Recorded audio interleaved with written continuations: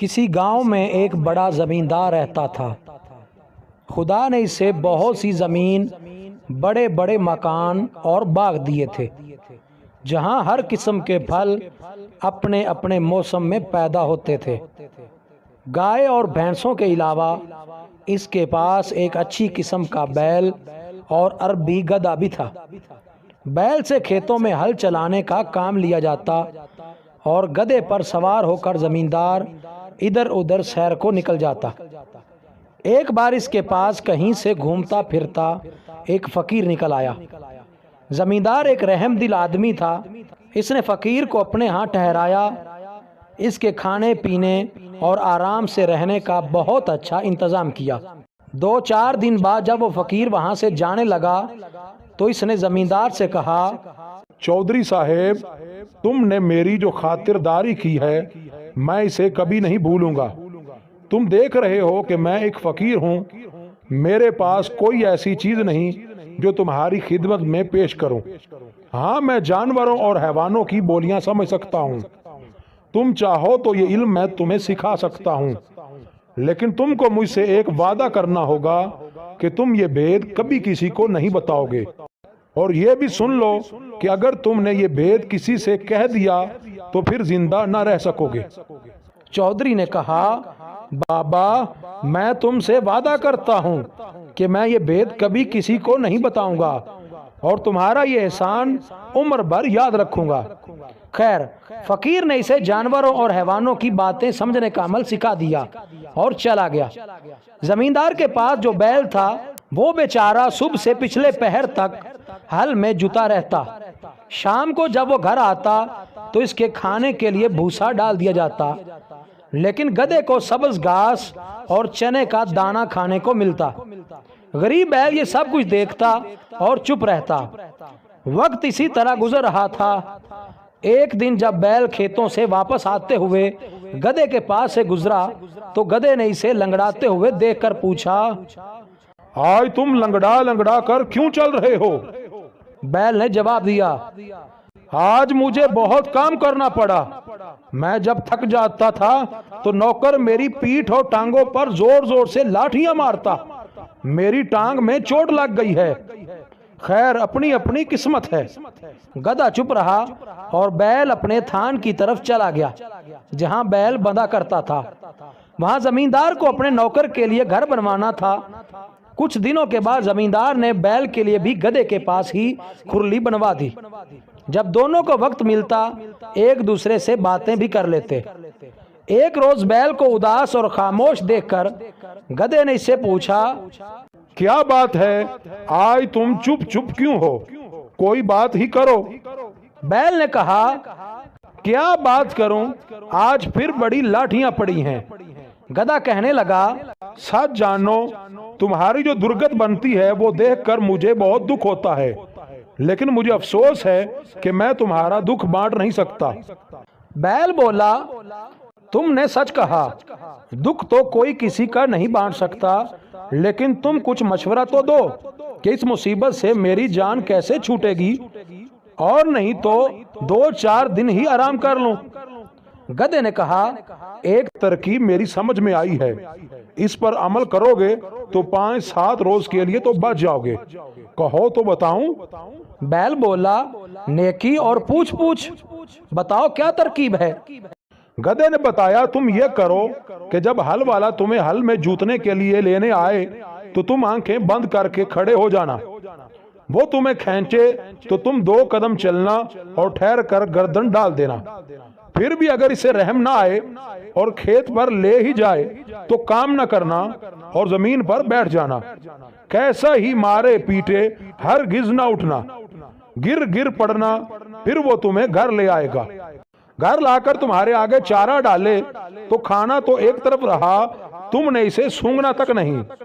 گھاس دانا نہ کھانے سے کمزوری تو ضرور آ جائے گی، مگر کچھ دن آرام بھی مل جائے گا، کیونکہ بیمار جانور سے کوئی محنت نہیں لیا کرتا۔ لو، یہ مجھے ایک ترکیب سوجی تھی، تمہیں بتا دی۔ اب تم کو اس پر عمل کرنے یا نہ کرنے کا اختیار ہے۔ اتفاق سے زمیندار جو اس وقت ان کے پاس سے گزرا تو اس نے ان دونوں کی باتیں سن لی اور مسکراتا ہوا ادھر سے گزر گیا۔ चारे भूसे का वक्त आ गया था। नौकर ने गधे के मुंह पर दाने का तोबड़ा चढ़ाया और बैल के आगे भी चारा रख दिया। बैल दो एक मुंह मारकर रह गया।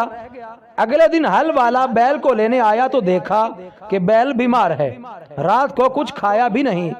नौकर दौड़ा हुआ मालिक के पास गया और कहने लगा, ना जाने रात बैल को क्या हुआ, ना खाता है ना पीता है, और आज मुझे पूरे खेत में हल चलाना है। कहो तो बाग में से दूसरा बैल ले आऊं।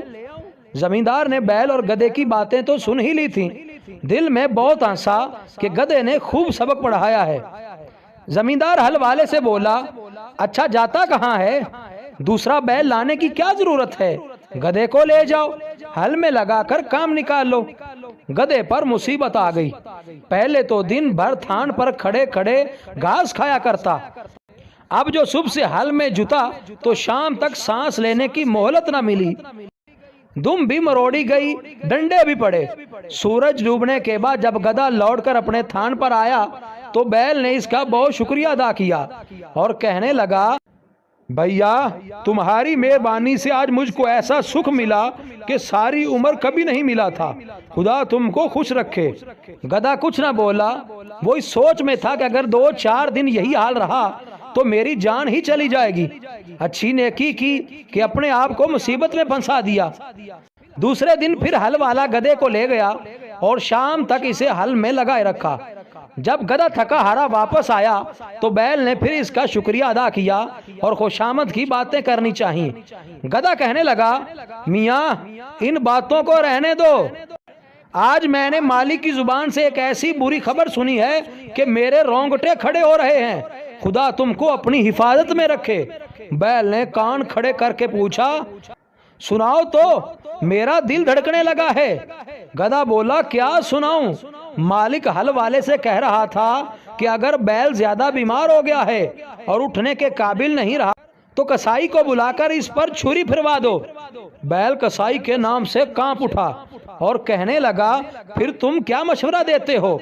गधा बोला, मैं तो हर हाल में तुम्हारी भलाई चाहता हूँ।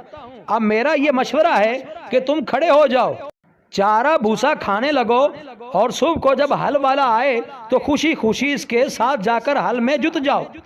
ये बातें भी जमींदार छुपा हुआ सुन रहा था और दोनों की बातों पर इसे दिल ही दिल में हंसी आ रही थी।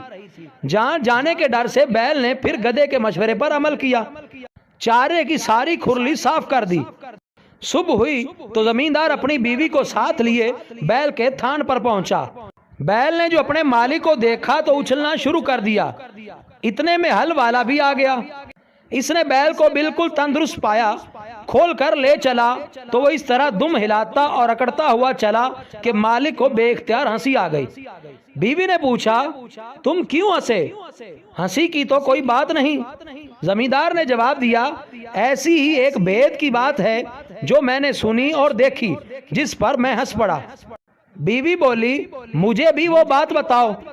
जमींदार ने कहा, वो बताने की बात नहीं है, अगर बताऊंगा तो मर जाऊंगा। बीवी बोली, तुम झूठ बोल रहे हो, तुम मुझ पर हंसे थे।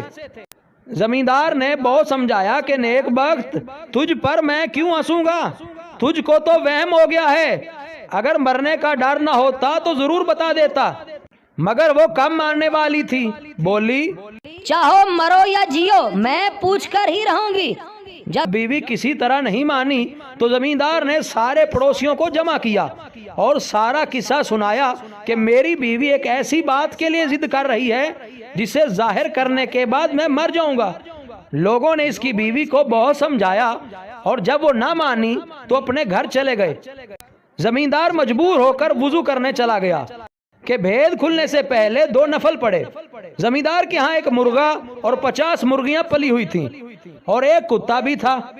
जमींदार ने जाते जाते सुना कि कुत्ता मुर्गे पर बहुत गुस्से हो रहा है कि कमबख्त तू कहाँ मुर्गियों के साथ साथ भागा चला जाता है, हमारे तो आका की जान जाने वाली है।